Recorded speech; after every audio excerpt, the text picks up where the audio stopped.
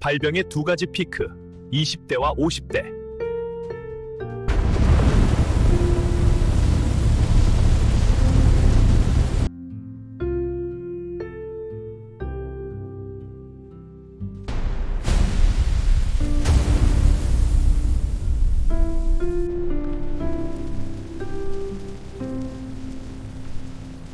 속 시원히 해결해 드리겠습니다.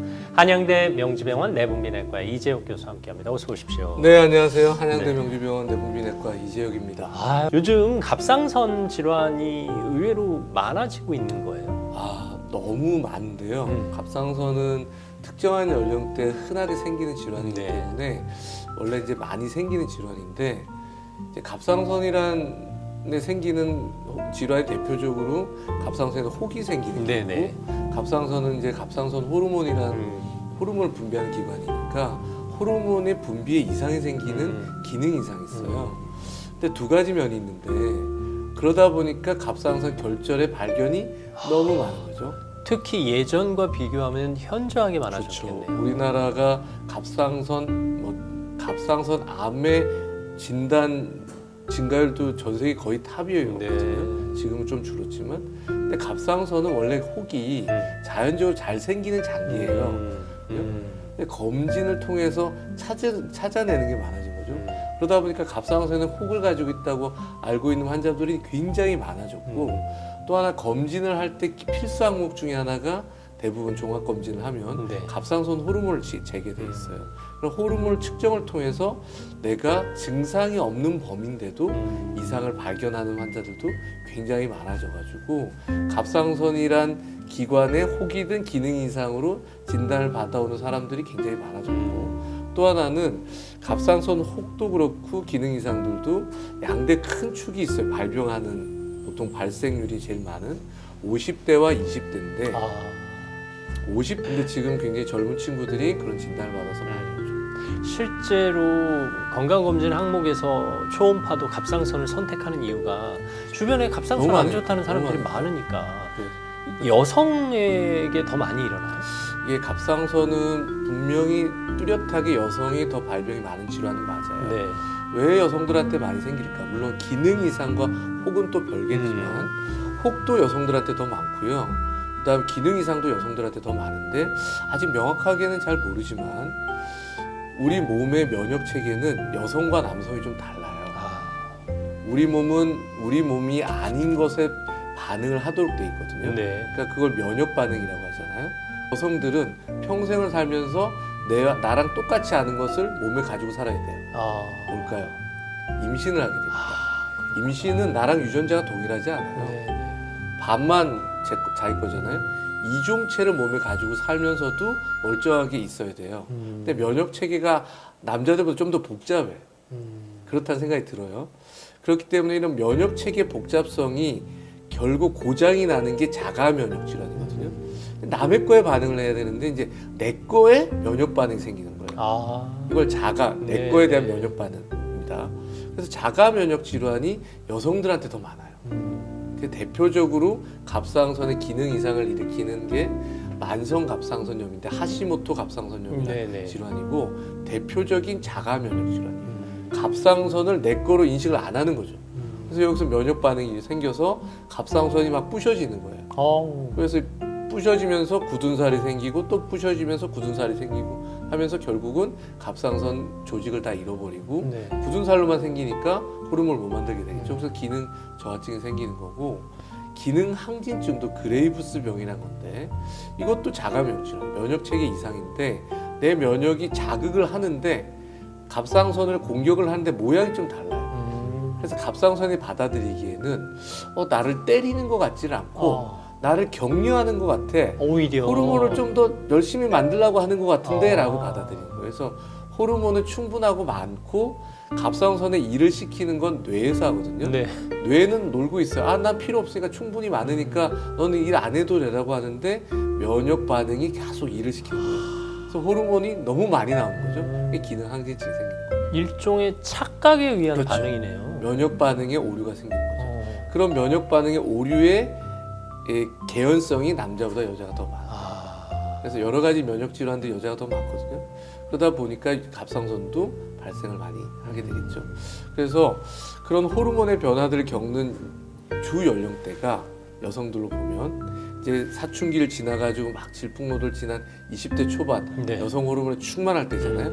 그때 이제 그 이유 중에 하나가 또 여성 호르몬도 일부 관여한다고 되어 있기 때문에 그런 면역력도 좋고 면역 체계가 아주 굉장히 활발할 때 호르몬도 충만한 20대에 갑상선 질환이 또 좀 많이 발병하고 갱년기로 변한 호르몬의 변화가 생긴 요 시점 때 50대 때 또 많이 생겨요. 20대와 50대 여성에게 가장 많이 생기는 연령대거든요. 그럴 수밖에 없는 위치네요. 갑상선 암의 발병률도 더 많습니다. 증상이 조금 모호해서 다른 질환하고 헷갈리는 경우가 적지 않다면서요. 네, 그래서 갑상선은 쉽게 얘기하면 우리 몸의 에너지는 우리가 먹는 음식이에요. 네. 자동차로 치면 휘발유는 우리가 먹는 거예요. 음식. 근데 휘발유만 넣어가지고 차가 굴러가지 않잖아요. 차는 엔진 오일이 있어야 되고 네. 윤활유가 있어야 돼요. 그렇죠. 갑상선 호르몬은 그 윤활유예요. 엔진 오일이. 네. 갑상선 호르몬은 그런 역할을 하기 때문에 기능 저하증이다. 호르몬이 부족하다. 모든 에너지를 못 써요. 그러니까 잘 먹고 쉬는데도 늘 피곤하고 근육 하나하나 세포 하나하나가 일을 다 못하거든요. 그러니까 모든 게 느려져요. 맥박도 느려지고 장운동도 느려지고 생각도 느려지고 졸리고 피곤하고 에너지를 잘 못 쓰다 보니까 세포 하나하나가 이게 전반적으로 무기력해지는 거죠. 그래서 체중도 늘고 몸도 붓고 혈액순환도 안 되고 기능 항진증은 반대예요. 네. 너무 빨라지는 거예요. 그래서 엔진 오일을 좋은 걸 쓰고 윤활유를 좋은 걸 쓰다 보니 차를 휘발유를 10만 원어치 넣었는데 3일 탈 거를 하루 만에 타는 거예요. 그래서 에너지를 너무 빨리 쓰는 거죠.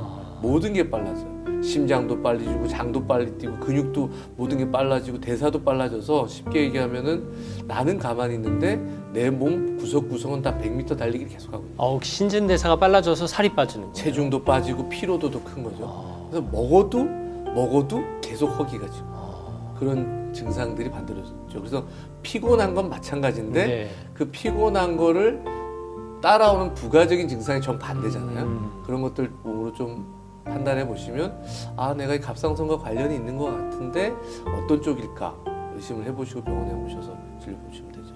네. 치료가 어려운 건 아니죠? 예를 들어서 자가 면역 질환이라는 걸 이해하셔야 되는데 내 몸의 면역 체계가 고장났다고 했잖아요. 이 면역 체계가 고쳐지지 않아요. 그래요? 이 자가 면역 질환은 근본적으로 조절을 하는 거지 근본 완치가 되는 건 아니거든요. 두 가지 축이 있다고 그랬는데 하시모토 갑상선염은 갑상선을 계속 때려가지고 망가뜨리는 거예요. 근데 망가뜨린 과정이 그러다 보면 그 시간이 10년이고 간단 말이에요. 가랑비에 옷 젖듯이 그래서 그냥 결국은 다 염증, 굳은살로 바뀌어버려요. 그 과정을 멈추기가 어렵거든요. 나도 모르는 사이에 진행이 되는 그래서 거예요. 하시모토 갑상선염을 진단받으면 처음에는 이제 일부분만 염증이 있으니까 기능은 정상일 수 있는데 그렇게 진단을 받으면 환자분들한테는 살다 보시면 기능 저하증으로 대부분 가실 겁니다. 그 시기는 잘 모르겠지만 경과를 보셔야 됩니다 라고 말씀드리는데 기능 저하증은 내가 기능 저하증을 하시모토 갑상선염이라는 자가면역질환 때문에 진단받은 거면 평생 가겠구나 라는 생각을 하시고 부족한 호르몬을 보충하는 겁니다. 대신 기능 항진증인 그레이브스 병은 조금 다른데 완치할 수는 없어요. 이 원인을 없앨 수는 없습니다. 자가 면역 반응을 없앨 수는 없는데 이거 조절을 하는 거예요. 이제는 신호를 갑상선이 안 느낄 수 있던 상황이 되면 완치가 되는 거거든요.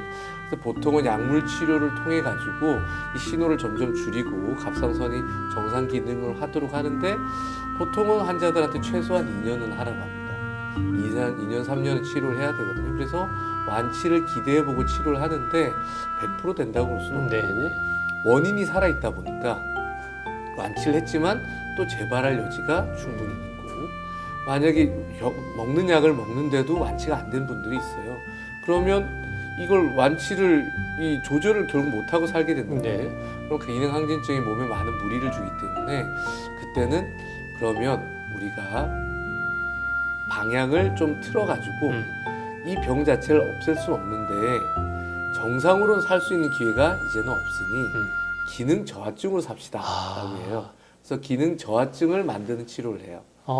동위원소 방사선 동위원소 치료, 요오드라는 거에 동위원소를 붙여가지고 기능을 없애는 거예요, 인위적으로. 수술로 갑상선을 제거해 버려가지고 기능 저하증을 만드는 겁니다. 일정하게 사는 거예요. 기능 항진증은 계속 올라갔다 내려갔다 변동이 많아서 힘들거든요. 그래서 차라리 이렇게 힘들게 몸에 무리를 주느니 정상이 될 기회를 내가 잃었다면 기능 저하증으로 좀 안정적으로 예측되는 경과를 봅시다라고 하고 2차 치료를 본 것 같아요. 그러면 언뜻 들어서는 항진증보다 저하증이 조금 덜 힘든 거예요? 사람마다 느끼는 힘듦은 또 다 차이가 있어요. 뭐 본인의 질환이 제일 힘드시겠지만 호르몬이란 건 굉장히 예민하기 때문에 정상인데도 기능 저하증 같이 느끼신 분들도 있고 호르몬을 보충해서 정상 수치를 만들었는데도 늘 필요하신 분들이 있어요. 뭐 이를테면 동남아처럼 같은 계절을 쭉 사는 거예요. 그냥 똑같은 나의 생활에 평생을 건강 관리하는 일정한 한 면이 만들어진 거예요. 그 패턴대로만 그쵸? 살면. 그렇죠. 근데 기능 항진증은 계속 요동을 쳐요. 조울증처럼 왔다 갔다. 악화됐다가 좋아졌다 재발했다 좋아졌다 이런 걸 하기 때문에 이런 호르몬이 급격하게 변동한 이 과정에 여러 가지 몸의 무리가 따르고 기능 저하증도 좋은 건 아닌데 기능 항진증으로 고생할 거면 두 번째 옵션으로 좀 안정적이고 예측 가능한 삶을 삽시다라고 권고를 합니다. 한양대 명주병원 대분비내과 이재욱 교수와 함께했습니다. 감사합니다. 감사합니다.